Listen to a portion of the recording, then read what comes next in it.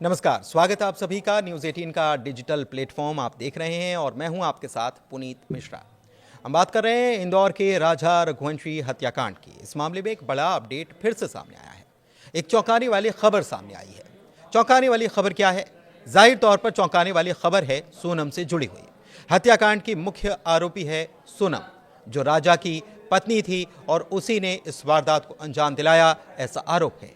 सोनम रघुवंशी वैसे तो जेल में है, लेकिन सोनम रघुवंशी जेल में से आखिर वो कौन शख्स है जिससे मिलना चाहती है? जी हां, ये बात सामने अब आ गई है।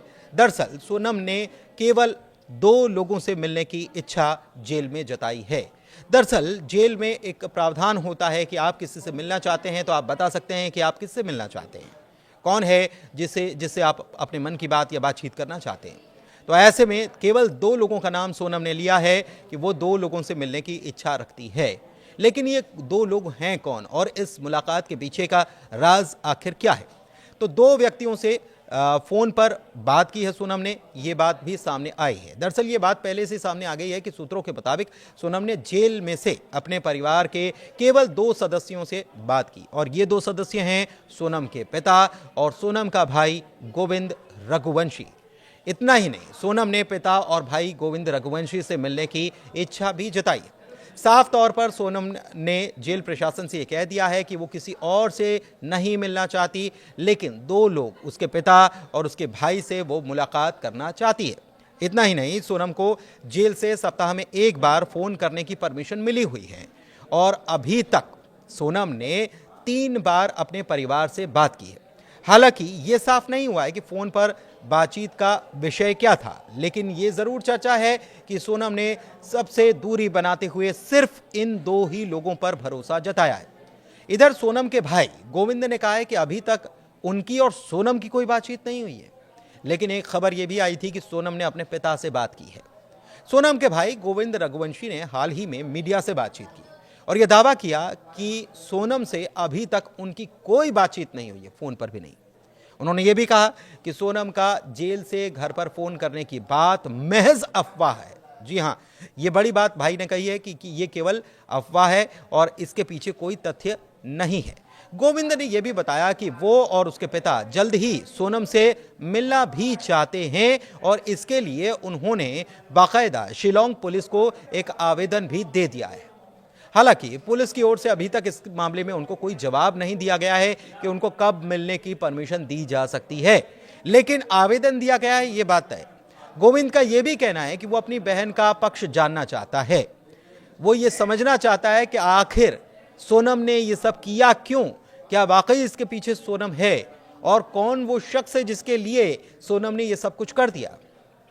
लेकिन ये मुलाकात क्या कोई नया खुलासा करेगी, ये भी एक बड़ा सवाल है। हत्याकांड में नए मोड़ भी आए। नए मोड़ कौन से आए? राजा रघुवंशी हत्याकांड में हाल ही में कुछ अपडेट भी हुए।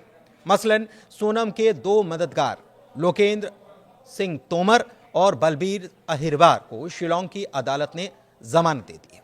अब ये सह आरोपी, दरअसल शिलोंग पुलिस की तरफ से इन दोनों को सह आरोपी बनाया गया था और इनके ऊपर जो धाराएं लगाई गई थी वो भी जमानत वाली धाराएं थी। ऐसे में इनको जमानत मिल गई है बीते दिनों।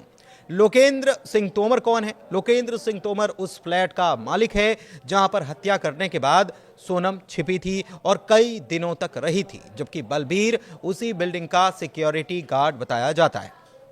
इसके अलावा बलबीर सिंह जो है उसने दरअसल शिलोम जेम्स को अपना मकान, अपना फ्लैट जो है वो किराए पर दिया था और शिलोम जेम्स जो है इस मामले में आरोपी है और उसने सबूत भी छिपाए और ये बात सामने भी आई जब शिलोंग पुलिस उसे लेकर इंदौर आई थी। इंदौर उसके घर पर गई थी और साथ ही साथ उसने जहां सबूत छिपाए थे वहां उसे छानबीन करवाई गई और तो और उसे रतलाम भी, उसके ससुराल भी पुलिस लेकर गई थी। छेड़छाड़ और सोनम को छिपाने में मदद करने का आरोप है दोनों पर। किन दोनों पर?